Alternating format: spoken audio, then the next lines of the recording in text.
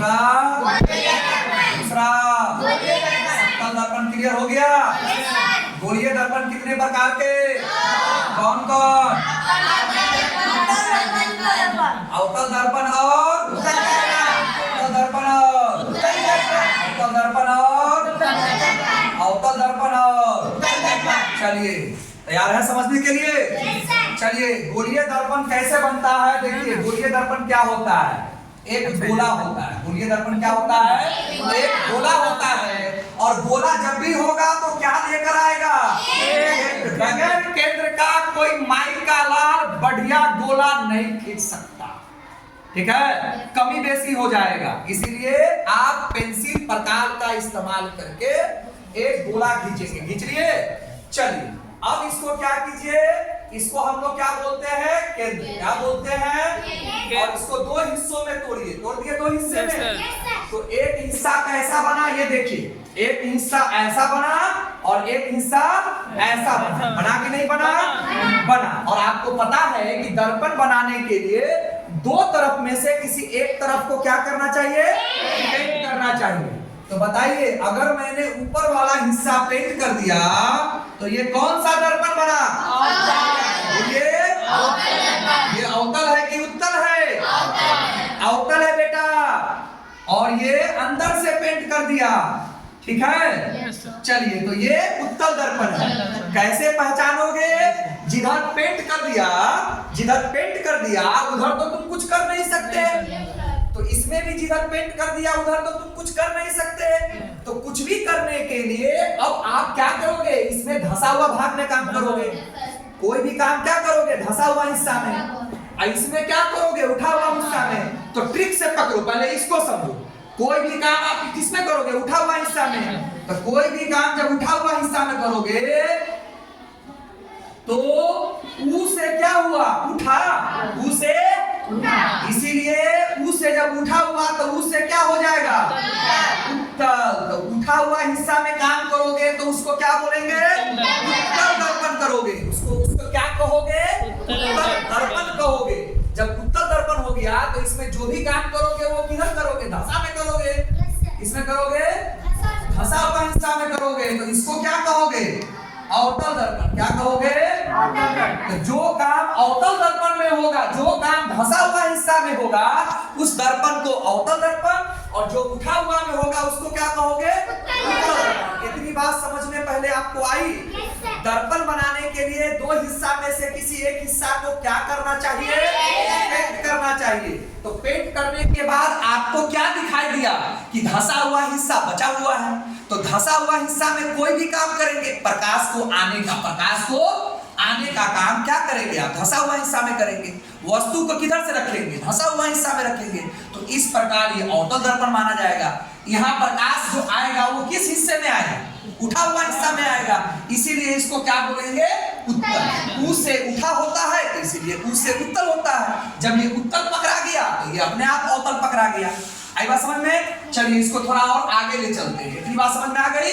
और देखिए अब मुझे बताइए ये कौन दर्पण है और मुझे ये बताइए ये कौन दर्पण है। दोनों कौन सा दर्पण है जरा बताइए।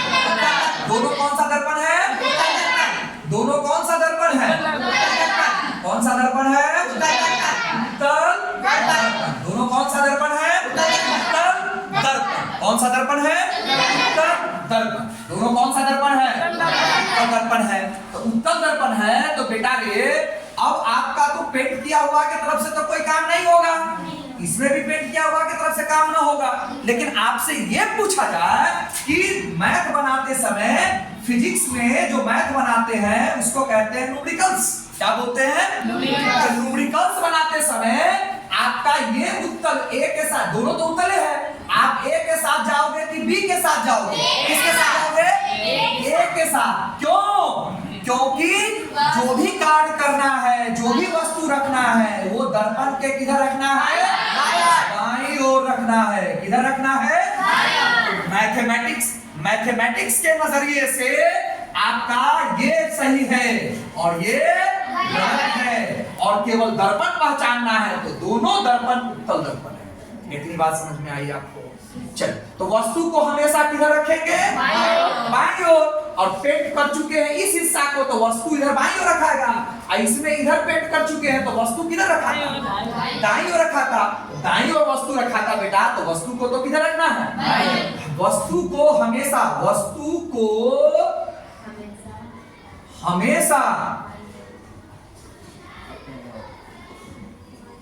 बाईं ओर रखना चाहिए। किधर रखना चाहिए? बाईं ओर रखना चाहिए। आई बात आपको समझ में? चलिए, इसी प्रकार अब आप इसको देखो बेटा, इसको देखो।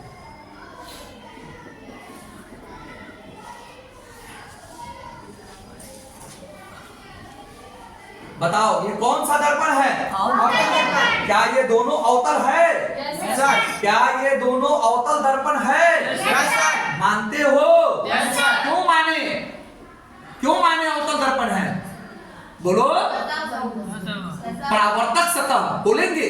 ये तो आप बोल रहे हैं कि कोई भी काम होगा तो धसा की तरफ से होगा। अब उसको बोलेंगे बेटा परावर्तक सतह। परावर्तक का मतलब प्रकाश जो आएगा और लौटेगा तो किधर से लौटेगा? इधर से लौटेगा। तो जिधर से लौटेगा उसको परावर्तक सतह कहते हैं बेटा। जैसे ये समतल दर्पण है, समतल दर्पण है ना वो, ये समतल दर्पण है ना बेटा। तो परावर्तक सतह कौन है? अब तो नीचे ना है परावर्तक सतह बेटा। परावर्तक सतह नीचे है। प्रकाश को लौटाने का काम कौन करेगा? निचला हिस्सा करेगा। तो जो प्रकाश को लौटाएगा, जो सतह प्रकाश को लौटाएगा, उस सतह को हम क्या बोलेंगे? परावर्तक सतह। तो परावर्तक सतह धसा है, इसलिए अवतल दर्पण है। इसमें भी परावर्तक सतह धसा है, इसलिए अवतल दर्पण है। इतनी बात समझ में आई? चल, तो दोनों तो अवतल दर्पण है। अब हमको न्यूमेरिकल्स बनाना है, मैथमेटिक्स बनाना है। इंजीनियरिंग मेडिकल में मैथमेटिक्स घिना के पूछता है, जनरल कंपटीशन में मैथमेटिक्स घिना के पूछता है। अब कितने बच्चे न्यूमेरिकल्स पढ़ते हैं वो तो बच्चा ही जानता है, ठीक है।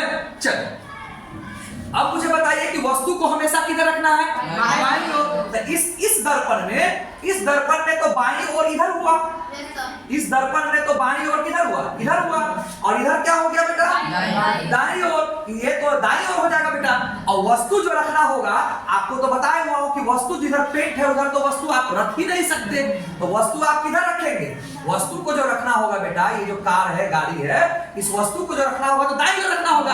तो इस कंडीशन में, मैथ बनाने के कंडीशन में, जब मैथ बनाते रहेंगे तो इस दर्पण को फ्लॉप कर देंगे। ये दर्पण आप नहीं बनाएंगे, वरना मैथ आपका नहीं बनेगा। इस पर आपका मैथ बनेगा। क्यों सर? क्योंकि परावर्तक सतह किधर है? बाईं ओर है। परावर्तक सतह किधर है?